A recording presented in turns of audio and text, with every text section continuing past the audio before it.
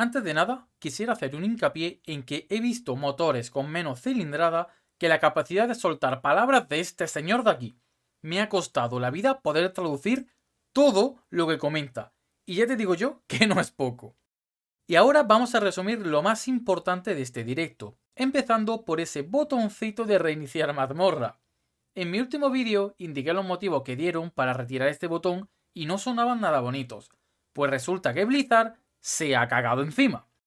Nos han comentado que se expresaron mal, y en realidad sí que se reinician las mazmorras cuando queramos, pero solo que no tendremos un botón para ello, sino que se hará de forma natural. Esto puede ocurrir en dos casos. Una vez finalizamos la mazmorra y salgamos de esta, se reiniciará solita pasados 60 segundos. En caso de que no la hayamos finalizado, tendremos que esperar unos 2 minutos y medio aproximadamente. Pero ojo, siempre y cuando no haya un portal que conecte la ciudad con la mazmorra. Por lo que, si salimos a partir de un portal, se supone que no se reinicia. Igualmente, esto podremos descubrirlo en una nueva y última beta que tendremos del juego del día 12 al 14 de mayo.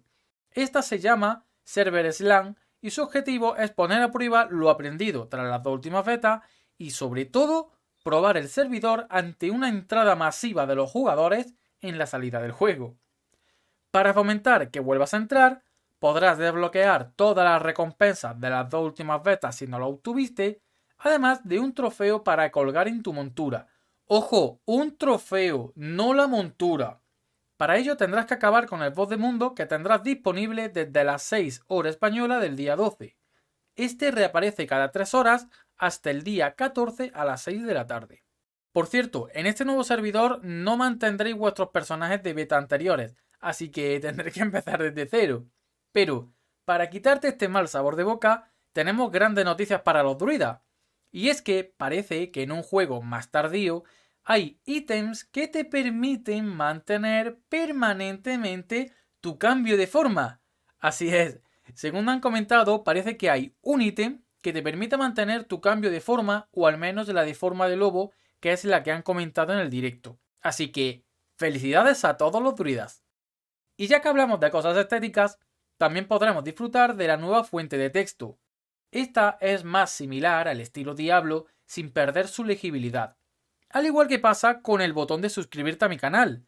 Para ti es solo un clic y para mí es una gran fuente de apoyo para seguir dándote novedades y estupideces con las que reírte. Pasemos ahora al endgame, donde comentan que la dificultad no se basará solo en más daño y vida para los enemigos, sino que entrarán en juego otras mecánicas, como la combinación de varias familias de demonios con sinergia entre ellos, más emboscadas, etc. Y esto no solo afecta al nivel de mundo, sino que también a las mareas infernales, que son una especie de eventos aleatorios de 1 hora, donde tras matar demonios conseguirás cenizas que puedes canjear para abrir cierto tipo de alijos en lugares concretos. Cada uno de estos tienen costes variados dependiendo de para qué casilla del inventario sea dicho alijo. La gracia de este evento es que si mueres pierdes la mitad de tus cenizas, y si no las gastas pasado el tiempo o sales de la zona las pierdes todas, además de poder encontrarte con alguna que otra sorpresa como al propio carnicero u otros jefes que solo saldrán en estos eventos. Pasemos a los sigilos. Estos se farmean en el árbol de los susurros o fabricándolos en el ocultista, y no serán fijos, ya que tienen niveles que irán aumentando sobre nuestro propio nivel, y esto aumentará sus afijos. La gracia de estos es que tienen un límite de veces que pueden morir en la mazmorra y también elevarán el nivel de la mazmorra como máximo hasta el 150. ¿Y qué ventajas tiene?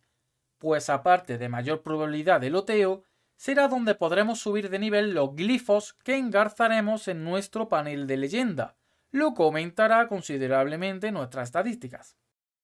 Como último detalle de las mazmorras pesadillas, es que en las temporadas solo dispondremos de cerca de unas 30 mazmorras que se podrán convertir en pesadilla, y lo han hecho así para que no tengas que escoger entre más de 100 mazmorras, además de adecuar cada temporada con un grupo de mazmorras y familias de demonios, para que así te sea más fácil familiarizarte con ambas.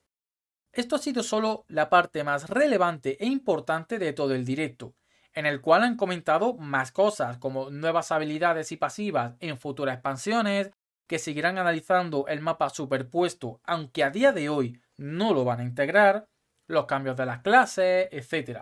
En mi apartado de comunidad de mi perfil tendremos una imagen con toda la información al respecto y en los comentarios dejaré también el link hacia dicha imagen. No olvides suscribirte a mi canal y nos vemos en el siguiente vídeo. ¡Chaito!